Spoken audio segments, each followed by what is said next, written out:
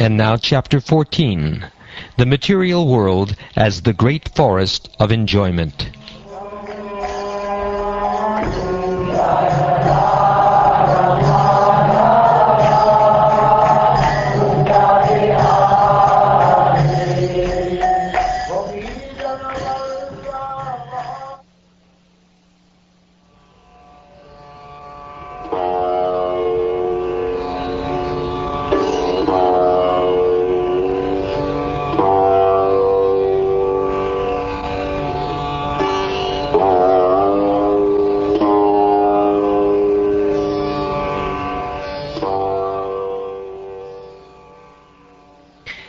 When King Parikshit asked Shukdev Goswami about the direct meaning of the material forest, Shukdev Goswami replied as follows: My dear king, a man belonging to the mercantile community is always interested in earning money.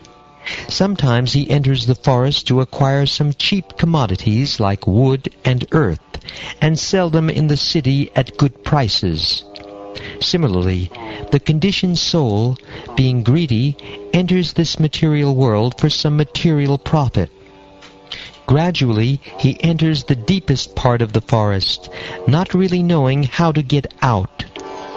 Having entered the material world, the pure soul becomes conditioned by the material atmosphere, which is created by the external energy under the control of Lord Vishnu. Thus the living entity comes under the control of the external energy, Daivi Maya. Living independently and bewildered in the forest, he does not attain the association of devotees who are always engaged in the service of the Lord. Once in the bodily conception, he gets different types of bodies, one after the other, under the influence of material energy, and impelled by the modes of material nature, Sattvaguna, Rajoguna, and Tamoguna. In this way, the conditioned soul goes sometimes to the heavenly planets, sometimes to the earthly planets, and sometimes to the lower planets and lower species. Thus he suffers continuously due to different types of bodies. These sufferings and pains are sometimes mixed. Sometimes they are very severe, and sometimes they are not. These bodily conditions are acquired due to the conditioned soul's mental speculation. He uses his mind and 5 senses to acquire knowledge, and these bring about the different bodies and different conditions. Using the senses under the control of the external energy, Maya, the living entity suffers the miserable conditions of material existence. He is actually searching for relief, but he is generally baffled, although sometimes he is relieved after great difficulty. Struggling for existence in this way, he cannot get the shelter of pure devotees, who are like bumblebees engaged in loving service at the lotus feet of Lord Vishnu. In the forest of material existence, the uncontrolled senses are like plunderers. The conditioned soul may earn some money for the advancement of Krishna consciousness, but unfortunately the uncontrolled senses plunder his money through sense gratification.